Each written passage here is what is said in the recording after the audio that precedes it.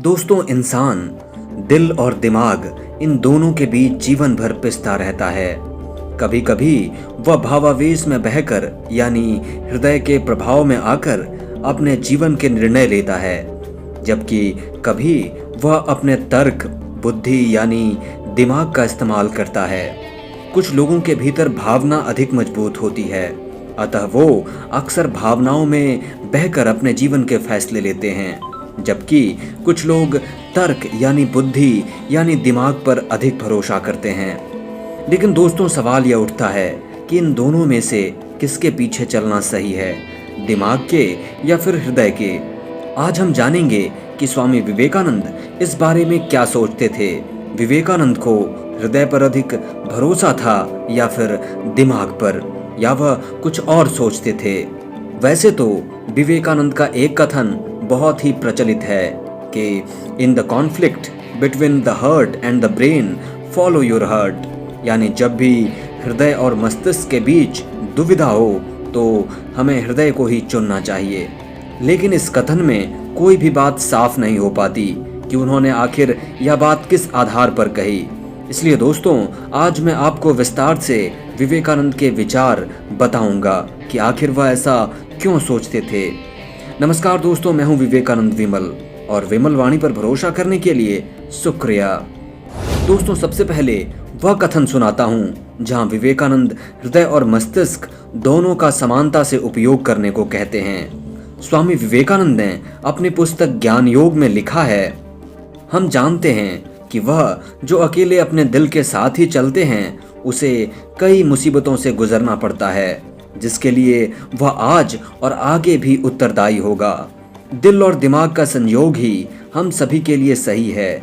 इसका मतलब यह नहीं है कि एक आदमी को अपने मस्तिष्क के लिए अपने हृदय से समझौता करना चाहिए, या इसके विपरीत हृदय के लिए मस्तिष्क से समझौता करना चाहिए, बल्कि हर किसी के पास दिल और भावना की एक अनंतता होनी चाहिए और साथ ही उसके भीतर तार्किकता या दिमागी क्षमता भी प्रचुर मात्रा में होनी चाहिए। क्या इस दुनिया में जो हम चाहते हैं उसकी कोई सीमा है?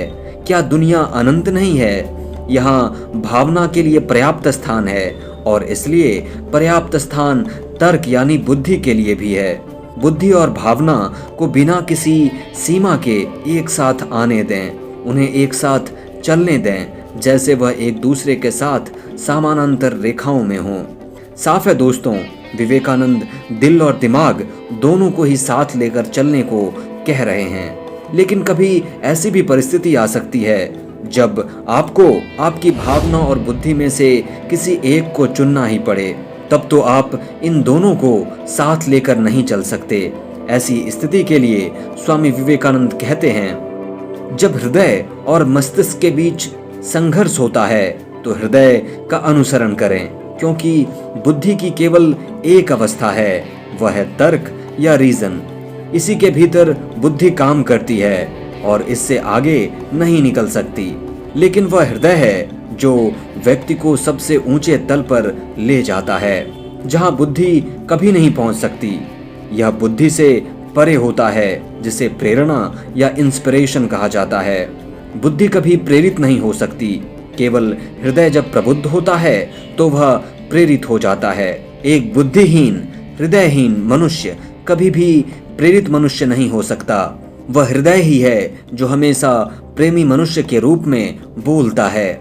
जिस प्रकार बुद्धि ज्ञान का साधन है, उसी प्रकार हृदय भी प्रेरणा का साधन है। यानी साफ है दोस्तों कि विवेकानंद दिल और दिमाग के इस युद्ध में भावना यानी हृदय को अधिक महत्वपूर्ण मानते हैं। आप भी अपनी राय हमें कमेंट करके जरूर बताएं कि आप इस बारे में क्या सोचते हैं। उम्मीद है दोस्तों आपको यह वीडियो पसंद आई होगी। वीडियो को लाइक शेयर करना न भूलें। चैनल पर नए हैं तो सब्सक्राइब करके बेल आइकॉन अवश्य प्रेस कर लें, ताकि आपको ऐसे ही वीडियोस मिलते रहें। बहुत बहुत शुक्रिया, धन्यवाद।